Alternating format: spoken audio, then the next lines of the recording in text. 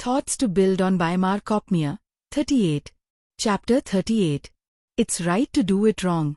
Psychologists have discovered an amazingly successful technique for eliminating undesirable habits, perhaps not all undesirable habits, but certainly many of them. We humans are largely creatures of habits, mostly desirable and, indeed, necessary habits. If we had to think consciously about everything we do, we would surely go mad. In fact, the more routine activities which we can assign to habit, the more we can free our time for conscious thought and action. A desirable or necessary habit, unconsciously and perfectly performed, is much better than a consciously directed action. So most habits are desirable and we should try to shift more and more activities to our habit mechanism. But some habits are undesirable, some are harmful, and some are extremely dangerous. Obviously, these habits should be eliminated. Ridding yourself of bad habits is often extremely difficult. As the old Spanish proverb says, habits begin as cobwebs and end as cables. When they reach the cable stage, habits are not easily broken. Because of the importance of habits, their formation, durability, and elimination, psychologists have devoted much study and many experiments to them. It has been discovered that one of the easiest, surest, and best methods of eliminating a bad habit is what is called negative practice. Negative practice has become such a valuable technique in personality improvement that it deserves a place in this book, and we shall devote the next few minutes to a brief study of it. Since we are going to apply the technique of negative practice to the elimination of bad habits, let's see how bad habits get formed in the first place. 1. A habit starts by being a conscious activity. You are fully aware that you are doing what you are doing, and whether you do it or not is a matter of your conscious control. 2. Then, by repetition, the habit activity is directed less and less by your conscious, deliberate control and more, it is assigned to your unconscious or subconscious direction. 3. Finally, you have no conscious control of the habit at all. It becomes a sort of conditioned reflex. When certain conditions exist, the now unconscious habit is activated. The habit action takes place whether you will it or not. In fact, the more willpower you attempt to use to stop it, the stronger you make the habit impulse. So how do you eliminate a bad habit? There really are many ways, but here we shall examine only one: negative practice. Here's how to do it. We have just outlined how a habit is formed. We stated that a habit starts as a conscious, deliberate activity and becomes, through repetition, an unconscious, impulsive response which is so ingrained that you cannot control it by conscious willpower. You eliminate the habit simply by reversing the process by which it was formed. Specifically, you change it back from being an impulsive, unconscious, uncontrollable activity to a conscious, deliberate action which you can control and therefore eliminate at will. This reversing procedure is accomplished by negative practice.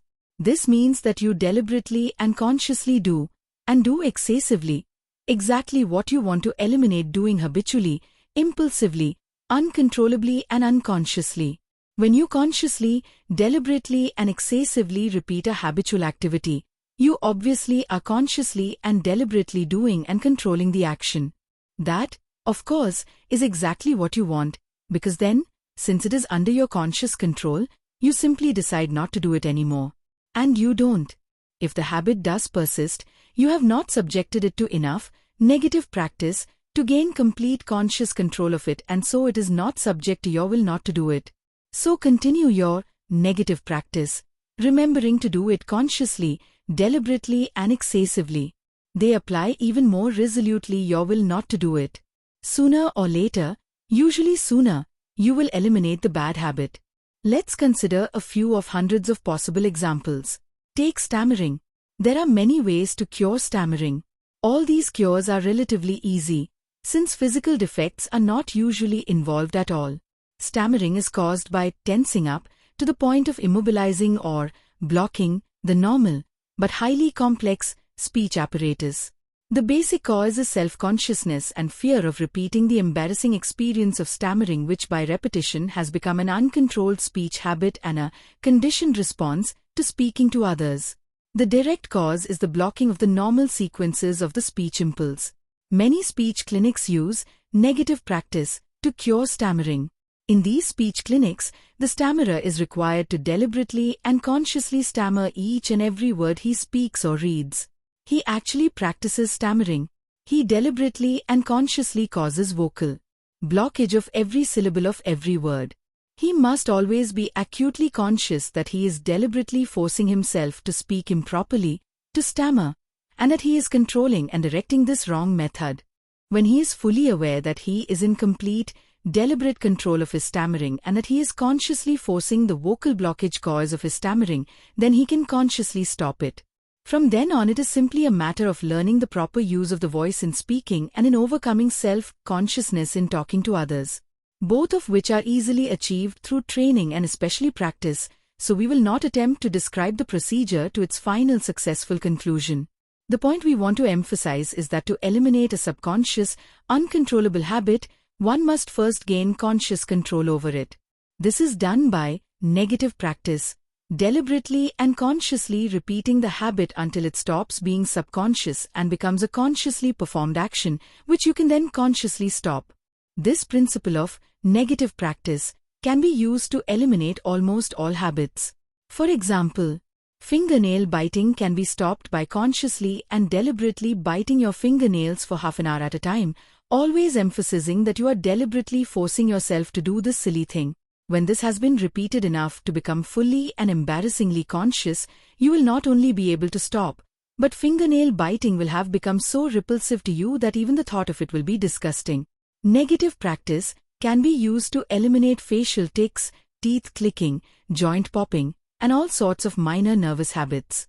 It will eliminate the involuntary repetition of errors in typing or writing certain words. It will eliminate bad habits you may have developed in golf, bowling, or other sports, thus enabling you to greatly improve your style and form. One use of negative practice from which all of us can benefit is relief from involuntary tension in various parts of our bodies. Many people unconsciously clench their fists. This not only produces tension in them, but it makes an unfavorable personality impression on others. This involuntary habit can quickly be cured and beneficial relaxation restored by the negative practice of consciously and deliberately clenching one's fists repeatedly and then consciously opening and relaxing the hands. This same conscious, negative practice can be used to eliminate unconscious muscular tension in all parts of the body. It is the most recommended and practiced form of relaxation therapy. One note of warning: negative practice should not be used to eliminate habits where deliberate excess would be dangerous, such as drug addiction and alcoholism. Otherwise, start now to eliminate any undesirable habits by the simple use of the proven psychological technique of negative practice. The results are so fast and sure that it will be an enjoyable and rewarding experience.